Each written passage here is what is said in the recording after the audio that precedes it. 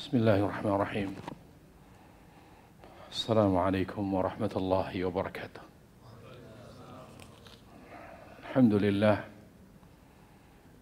Hamdan kathiran tayyiban mubarakan fih. Kama yuhibbu Rabbuna wa yardah, wassalatu wassalamu ala Rasulillah wa ala alihi wa sahbihi wa man tabi'ahum bi ihsanin ila yaumiddin. Amma ba'd. Ayuhal ikhwah al-kiram, ma'asyar muslimin, ikhwani wa akhwati fillah rahimani wa rahimakumullah. Alhamdulillah, puja dan puji syukur kita selalu panjatkan kepada Allah Subhanahu wa taala atas limpahan nikmat dan curahan rahmat yang selalu dialirkan kepada kita sehingga kita hingga saat ini masih bisa merasakan nikmat yang luar biasa, yaitu nikmat atau kenikmatan di atas ketaatan, kenikmatan di atas ibadah, kenikmatan di atas hidayah yang akan mengantarkan kita kepada kebahagiaan dunia dan akhirat. Para jemaah sekalian yang Allah Subhanahu wa taala, mari kita memahami lebih dalam pembahasan tentang hidayah. Perlu kita ketahui para jemaah, pemahaman yang benar terhadap agama adalah anugerah terbaik yang Allah berikan kepada kita. Bukan dunia anugerah terbaik. Justru hidayah merupakan anugerah terbaik yang Allah berikan kepada hambanya. Karena hidayah, nikmat hidayah, hanya nikmat hidayah yang akan mengantarkan kita kepada kebahagiaan hakiki. Dia tidak ada yang namanya nikmat relatif, yang bersifat relatif. Selain hidayah, nikmat Allah Jalla wa'ala bersifat relatif. Wanita, dia baik relatif kalau soleha. Kalau tidak soleha bukan nikmat, tetapi malapetaka. Keturunan relatif akan menjadi qurratu a'yun, penyejuk hati, ketika dia atau mereka adalah anak-anak yang soleh. Tapi bagaimana kalau anak-anak itu durhaka? Bahkan kita tidak ingin punya keturunan. Karena hidayah satu-satunya nikmat yang tidak bersifat relatif. Dia adalah nikmat mutlak. Makanya Allah Jalla wa'ala menjadikan doa memohon hidayah adalah doa terbesar, permintaan terbesar yang harus dilakukan oleh setiap hamba. Dalam setiap doanya harus diselipkan doa tersebut. Bahkan Allah Jalla wa'ala memerintahkan kita agar kita tidak lupa untuk selalu berdoa memohon hidayah, sampai Allah Jalla wa'ala wajibkan pada setiap salat membaca Al-Fatihah, yang intinya agar kita pada setiap rakaat salat kita memohon hidayah kepada Allah Jalla wa'ala. Itulah sebabnya mengapa Allah Tabaraka wa ta'ala mewajibkan membaca surah Al-Fatihah pada setiap rakaat salat, baik itu wajib maupun sunnah. Ya ikhwatal iman, tahukah apa itu hidayah? Apa hakikat hidayah? Hidayah, kata Ibnu Qayyim rahimahullahu ta'ala, selalu teriring dengan kebahagiaan. Kalau tidak membahagiakan bukan hidayah. Al-hidayatu maqrunatun bis-sa'adah. Kama anna ad-dhalal makrunun bisyaqawah. sebagaimana hidayah selalu teriring dengan kebahagiaan hakiki, maka kesesatan pasti identik dengan kesengsaraan. Lalu beliau menyampaikan dalilnya, firman Allah Jalla wa Ala, Allah berfirman, "Fa imma ya'tiyannakum minni huda, faman tabi'a hudaya fala yadhillu wa la yashqa, wa man a'rada 'an dzikri fa inna lahu ma'isyatan dhanka." Setelah datang kepadamu hidayah, kalau kamu mengikutinya, fala yadhil, tidak akan sesat, tidak akan sengsara. Lihat kata Allah. Kalau ya, faman tabi'a hudaya, barang siapa yang mengikuti hidayahku, tidak akan sesat dan tidak akan sengsara. Ayat ini kata Ibnu Qayyim memberi pelajaran penting kepada kita, bahwa yang namanya hidayah yang membawa kepada kebahagiaan hakiki, bukan kebahagiaan yang semu. Misal, harta, ini hidayah bukan?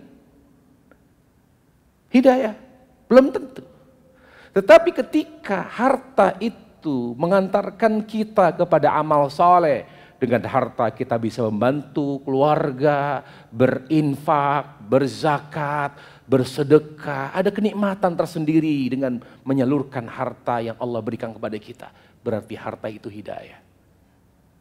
Berarti harta itu hidayah. Segala sesuatu yang membuat kita bahagia secara hakiki itu disebut hidayah. Baik. Hidayah. Apa hakikat hidayah? Hidayah itu ya adalah yang membahagiakan kita dunia akhirat. Kalau hanya membahagiakan di dunia bukan hidayah. Kebahagiaan atau hidayah itu yang membahagiakan manusia dunia akhirat. Oleh karenanya hidayah disebutkan oleh para ulama ada 4 macam. Ada 4 macam. Yang pertama, hidayah yang disebut dengan naluri. Jadi manusia atau hewan, binatang, makhluk punya naluri. Naluri inilah yang membuat manusia dan makhluk lainnya memiliki kemampuan untuk ke arah yang baik, ke arah yang wajar, dan menghindari dari sesuatu yang tidak baik dan tidak wajar. Makanya binatang buas pun tidak memakan anaknya. Itu namanya naluri. Allah sebutkan naluri dengan hidayah. Sebagaimana surah Al-Ala. Alladzi qaddara fahada. Yang telah menakdirkannya dan memberinya naluri. Dari kekuatan naluri, sehingga dia akan selalu cenderung kepada hal-hal yang wajar. Hal-hal yang normal. Normal. Ya, di luar itu namanya abnormal, normal dia. Maka tidak cukup hanya di situ, karena kebahagiaan belum sampai titik itu. Kebahagiaan berikutnya adalah ilmu agama. Naluri manusia akan semakin sempurna ketika disempurnakan dengan ilmu agama. Ilmu agama disebut oleh Allah Jalla wa Ala dengan hidayah. Nabi Muhammad SAW dikatakan oleh Allah Jalla wa Ala, innaka latahdi ila siratim mustaqim. Sungguh engkau ya Muhammad akan memberi petunjuk. Nabi disebut oleh Allah pemberi petunjuk. Apa maknanya? Muallimun nasa umur dinihim. Karena Nabi yang mengajarkan agama kepada mereka. Jadi kita nggak mungkin mendapatkan hidayah yang membahagiakan kita dunia akhirat kalau kita nggak belajar agama. Tidak belajar agama. Karena semakin kita belajar agama yang sumbernya benar, dengan niat yang benar, lalu diamalkan, maka itu akan membuat kita menuju ke tahap hidayah berikutnya, yaitu hidayah yang ketiga. Apa itu hidayah ketiga? Hidayah taufik, di mana dari ilmu akan lahir takut kepada Allah. Jadi yang membuka mata hati manusia adalah takut kepada Allah Jalla wa'ala. Kalau orang belum takut, berarti belum ada implikasi hidayah terhadapnya. Allah Ta'ala katakan, innama yakhshallaha min ibadil ulama.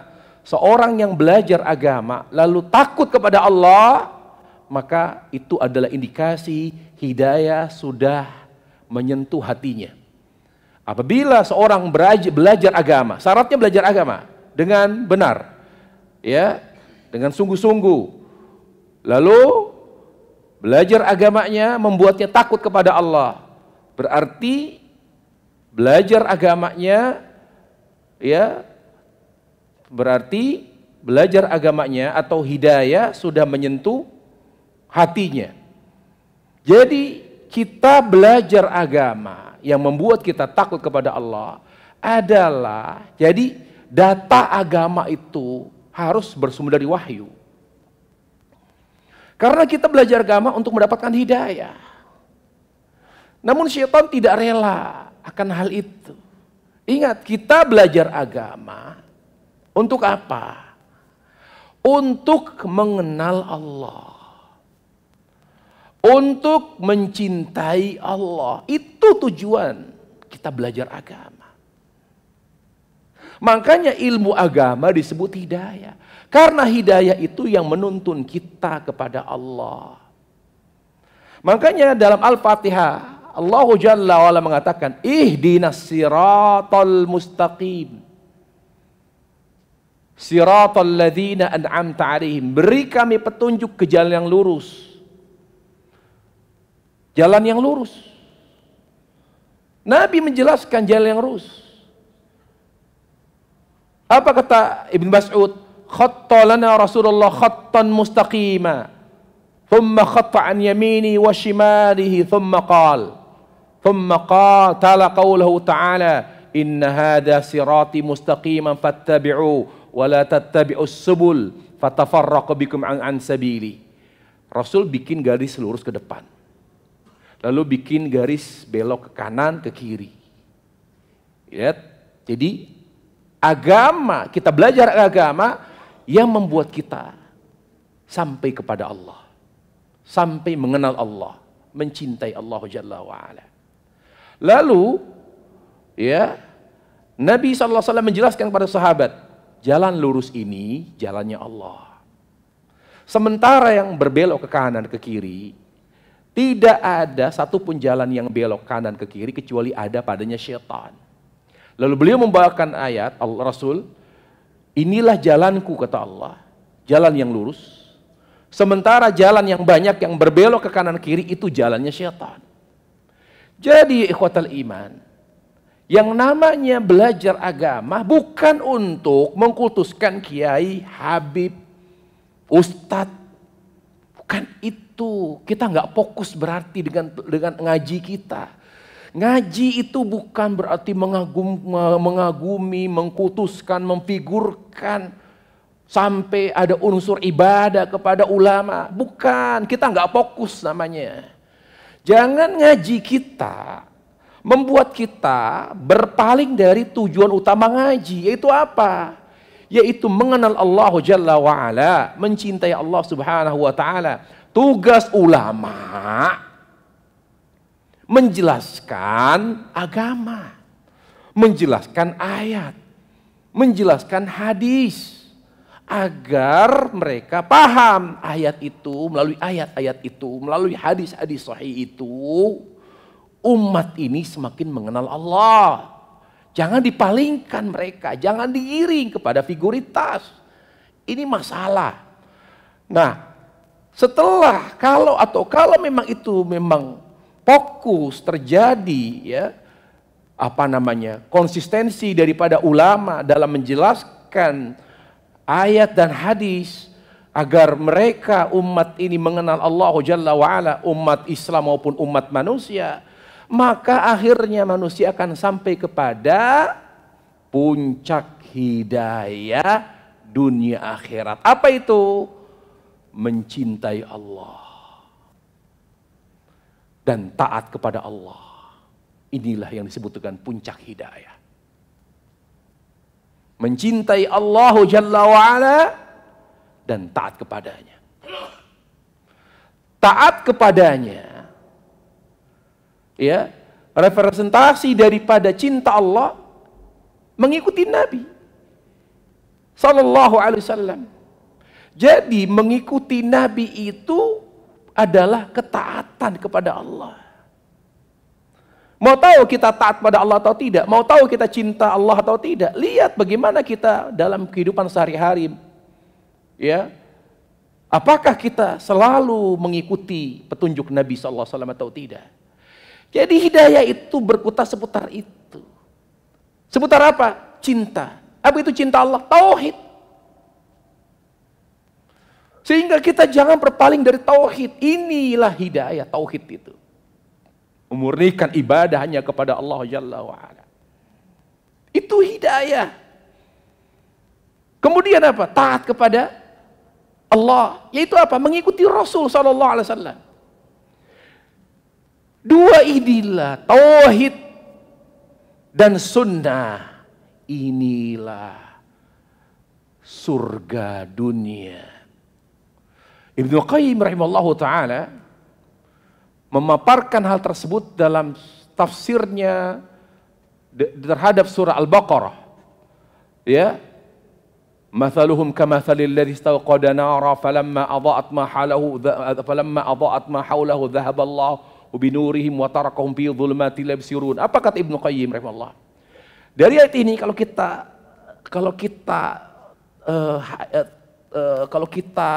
pahami lebih jauh bagaimana manusia di dunia, begitulah mereka di akhirat.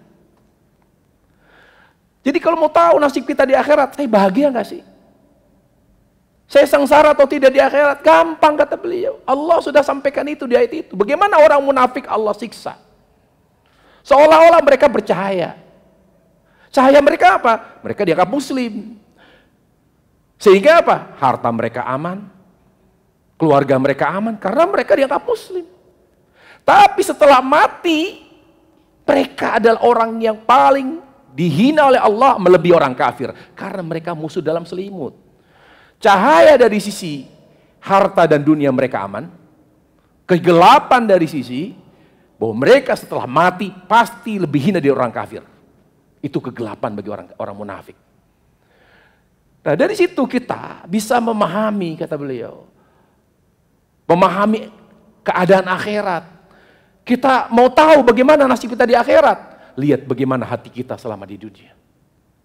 Kalau hati kita bahagia dengan cinta Allah, bukan cinta dunia. Kalau kita bahagia dengan salat, nikmat salat, nikmat baca Quran, nikmat taat kepada Allah, itu nanti akan kita rasakan di akhirat. Al-jaza min jinsil amal. Bahwa balasan akan pasti sesuai dengan perbuatan. Itu pasti. Lihat Nabi alaihissalam dalam hadis yang sahih. Beliau pernah ke masjid, beliau tanya ketika berada di masjid, kata beliau, ini apa yang digantung di masjid? Itu kurma ya Rasul. Kok kurmanya jelek? Buruk sekali ini. Itu kurma sedekah ya Rasul. Ada orang yang bersedekah, mensedekahkan kurma buruk.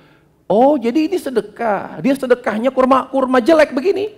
Apa kata Nabi? Nanti dia di akhirat akan merasakan, menikmati kurma yang sama. Nanti dia, orang itu yang bersedekah dengan kurma yang jelek, dia akan menikmati kurma dengan jenis yang sama. Kata Ibnu Qayyim, hadis ini memberi pelajaran bahwa kalau mau tahu nasib kita di akhirat, lihat nasib kita di dunia. Bukan physically, tapi hati. Dan hati ini bahagia secara hakiki ketika dia cinta Allah. Cinta Allah Jalla wa'ala melebihi cinta kita kepada siapapun. Mau tahu cinta kita itu betul-betul orisinil atau asli kepada Allah? Di mana cinta kita kepada selain Allah, apakah itu orang tua, istri, anak, semuanya kita luapkan karena perintah Allah. Kita tidak mencintai istri karena dia cantik, karena dia wanita yang begini-begini. Kita mencintainya karena perintah Allah. Sehingga kita tidak hanya melihat kelebihannya, bahkan kita akan sabar terhadap kekurangannya. Kita tidak melihat anak sebagai buah hati. Kita akan melihat anak itu titipan Allah. Kita tidak akan pernah membedakan anak yang nurut dengan anak yang durhaka. Karena kita mencintai mereka karena Allah Jalla wa'ala. Di situ kekuatan jiwa dan kebahagiaan. Cinta Allah Jalla wa'ala. Kemudian dikuatkan cinta ini dengan taat kepada Rasul Sallallahu Alaihi Wasallam.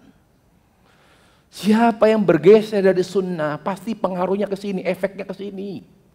Coba sholat asal-asalan, silakan.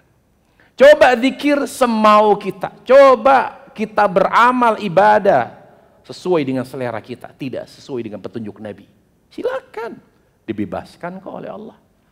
Tapi implikasinya kemana? Ke sini. Kok saya nggak nyaman ya hati ini, kok nggak tenang-tenang. Duit banyak, dunia punya, mobil banyak, rumah mewah. Kenapa saya nggak dapat kebahagiaan, ketenangan? Ya, karena kita telah meninggalkan ketaatan yang melahirkan dan menguatkan kecintaan kepada Allah Jalla wa'ala. Kemudian nih ikhwatal iman, hidayah itu secara garis besar harus dicari. Karena Allah Jalla wa'ala ketika menakdirkan sesuatu, maka Allah menyiapkan sebab-sebabnya. Sebagaimana orang ketika ingin punya keturunan yang soleh, dia harus menikah. Kalau dia ingin sehat, yang berkah, dia harus makan dan minuman yang halal. Maka kalau ingin mendapatkan hidayah, dia harus cari itu. Cari hidayah. Mencari di tempat hidayah. Makanya saya kritik ketika ada orang bicara, jangan larang konser-konser musik. Karena saya bisa mendapatkan hidayah dari acara seperti itu. Karena saya bisa mendapatkan hidayah dari klub malam. Jangan ditutup. Allahu Akbar. Qala Muhammad bin Sirin, Muhammad Sirin berkata, laulal isnadu laqala man sya'a ma sya'. Kalau bukan karena dalil, orang itu akan bicara semaunya. Orang boleh bicara, tapi orang boleh berstatement. Dalilnya apa? Sesuatu yang jauh dari hidayah, yang akan malingkan manusia dari hidayah, justru tidak dilarang. Justru tidak dilarang. Itu polemik lah. Kayak misalnya konser musik, grup musik yang terkenal yang akan diadakan. Itu polemik. Tapi jangan berikan statement yang berseberangan dengan dalil. Terlepas apakah mereka pro dan kontra, jangan pernah mengatakan, jangan dihentikan acara itu. Karena saya dulu pemusik, karena saya dulu seorang penyanyi. Justru saya dapatkan hidayah dari acara seperti itu. Dari mana dalilnya? Allah Jalla wa'ala tidak memberi hidayah. Tidak memberi hidayah dari tempat yang jauh dari hidayah. Bagaimana mungkin tempat itu akan menjadi sebab hidayah? Tapi saya dapat satu dari 99. Satu dari 999. Apakah itu menjadi ukuran? Apakah itu menjadi parameter? Bukan, ikhwatal iman. Yang namanya kaidah dari keumuman, bukan dari kekhususan. Ya, ini perlu para jemaah sekalian Allah Ta'ala. Tetapi iya, bisa jadi orang belum mengambil sebab hidayah, dia sudah dikasih hidayah oleh Allah. Kenapa? Karena Allah yang memberi hidayah, Maha Pengasih dan Penyayang. Selama tempat hati ini baik, layak. Apa kata Allah? Walau alimallahu fihim khairal asma'hum. Kalau tempat hidayahnya itu layak, saya kasih. Saya akan pancarkan cahaya hidayah ke dalam hatinya. Kalau layak. Tapi banyak dari hati kita tidak layak, sehingga tidak mudah masuk. Tidak secara otomatis nempel hidayah itu. Karena banyak hati kita dikotori oleh dosa. Makanya karena kita tahu diri, karena hati ini banyak dikotori oleh dosa, kita jemput hidayah. Kita jemput hidayah. Mungkin kita biarkan orang mencari hidayah di tempat pelacuran. Mungkin seorang boleh mencari hidayah di tempat-tempat maksiat. Boleh, di clubbing, di mana, di pantai boleh. Tapi dia siapa? Kalau dia nabi, kalau dia sahabat Rasulullah yang bersih hatinya, boleh. Tapi kalau dia hatinya tidak seperti hati Nabi, jangan coba-coba. Mencari hidayah itu di sini. Tempat kajian yang dihadiri oleh malaikat. Dihadiri oleh malaikat. Dan ingat, kita mendapatkan hidayah bukan karena kita layak. Tetapi banyak sekali orang mendapatkan hidayah berkat doa malaikat. Berkat doa malaikat. Berkat doa malaikat. Kita banyak memohon hidayah. Lalu Allah kasih bukan karena kita memintanya. Bukan pula karena kita layak menerimanya, tetapi karena rahmat Allah Jalla wa'ala. Rahmat Allah itu akan lebih banyak Allah curahkan kepada kita oleh sebab doanya malaikat. Doanya malaikat yang mustajab itu karena mereka makhluk yang suci, bukan kita. Para jamaah sekalian Allah Subhanahu wa taala, apa saja sebab hidayah? Sebab hidayah yang harus menjadi fokus kita adalah agar kita selalu diberi hidayah terus sampai kepada hidayah terakhir. Karena hidayah 4, naluri, ilmu agama, kemudian dibuka mata hati kita agar kita tetap hidup normal, hidup wajar, hidup benar, hidup sehat, tidak hidup yang abnormal. Itu namanya hidayah hati. Yaitu apa? Hati yang takut kepada Allah. Hati yang takut kepada Allah Jalla wa'ala. Yang pertama, belajar agama. Allah berfirman surah An-Nur ayat 40. Wa man lam yaj'alil lahu nur fama lahu nur. Orang yang bodoh terhadap agama, melestarikan kebodohan agamanya, tidak akan aku curahkan cahaya hidayah kepadanya.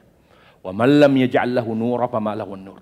Orang yang tidak belajar agama, tidak akan aku berikan hidayah kepadanya. Ini kata Allah di surah An-Nur ayat 40. Kemudian apa? Yang berikutnya, selalu bertaubat.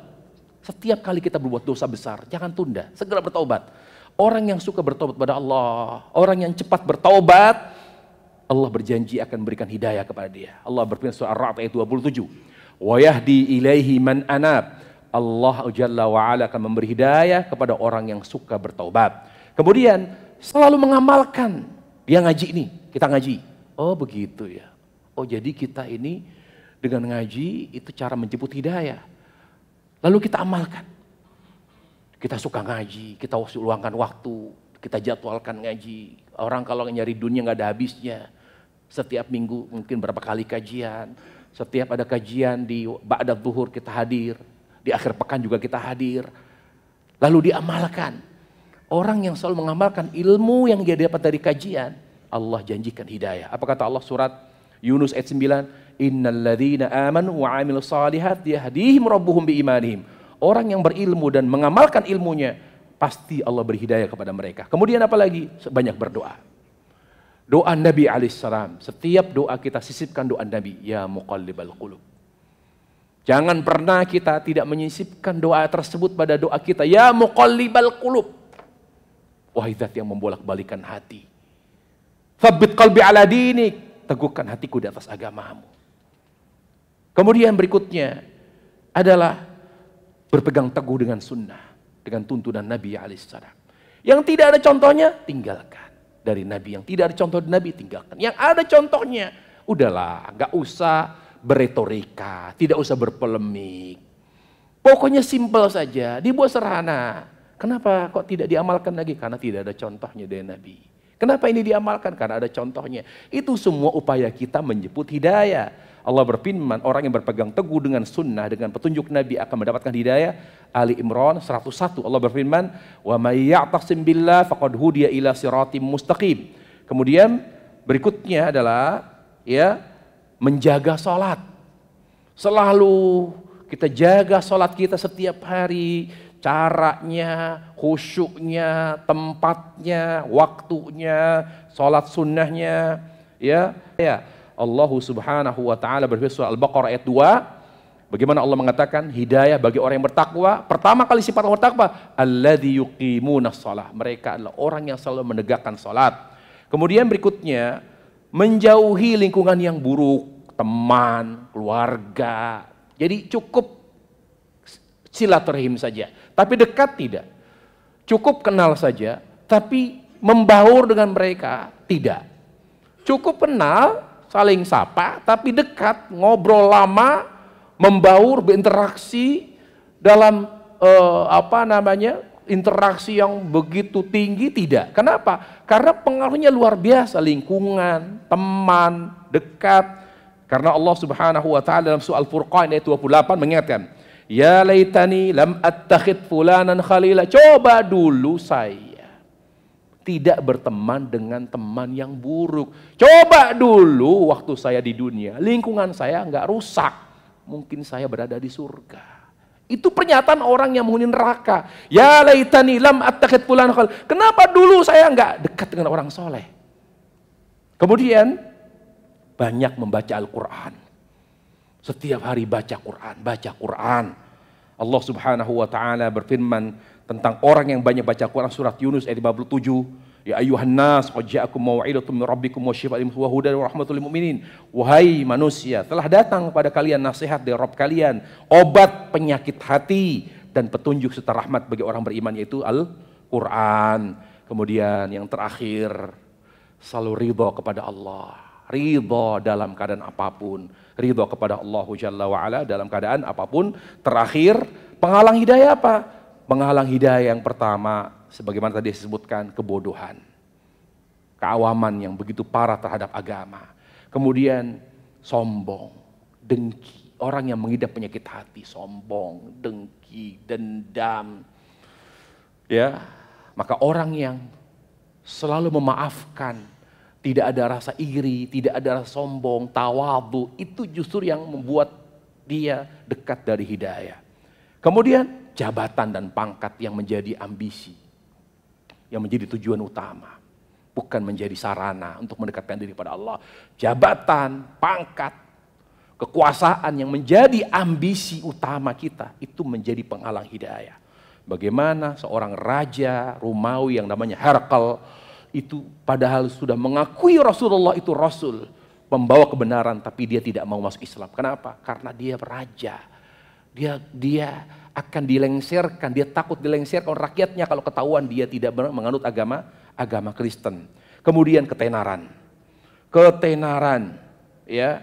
Kemudian yang berikutnya syahwat yang membara, cinta harta yang berlebihan, cinta banget sama otomotif, terlalu berlebihan mencintai otomotif sampai hunting di mana mobil-mobil unik, mobil-mobil langka, cinta sekali dengan misalnya properti sampai rumah yang perintil-perintil diperhatikan, berbuat dari ini, berlebihan cinta dunia, menyalurkan hobi secara berlebihan, hobi Vespa, motor, tapi berlebihan sampai melalaikan sholat, sampai dia mengikuti lingkungan yang tidak baik, diikuti menyesuaikan lingkungan. Ya, mungkin dia grup dia ikut klub motor gede misalnya, moge, dia ikut klub sepeda unik segala macam.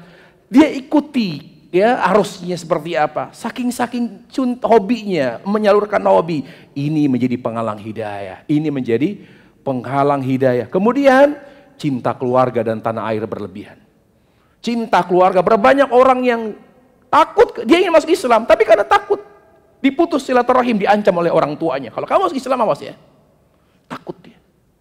Sehingga dia mengurungkan niatnya masuk Islam. Berlebihan cinta kepada keluarga, berlebihan cinta kepada tanah air, itu juga penghalang seorang mengikuti atau mendapatkan hidayah dari Allah Subhanahu wa ta'ala. Itulah ya ikhwatal iman, beberapa atau sebagian penghalang hidayah yang bisa saya sampaikan. Semoga bermanfaat apa yang saya sampaikan materi kita pada hari ini. Wassallallahu wasallam wa barak ala Muhammad wa ala alihi wasallam. Subhanakallah bihamdik, asyhadu an la ilaha illa anta, astaghfiruka wa atubu ilaik. Assalamualaikum warahmatullahi wabarakatuh.